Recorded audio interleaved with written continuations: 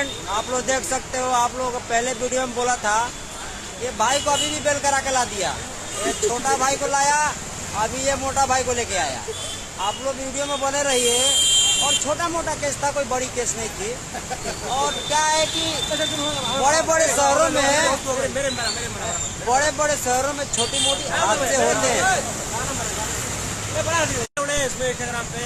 दूसरी बात कि दोस्ती के माने वही होता है कि अगर छोटा हो या बड़ा हो, जो भी मैटर हो, साथ में रहो और साथ में चलो, कदम से कदम मिला के चलोगे तो हर जंग से लड़ सकते हैं, जीत सकते हैं।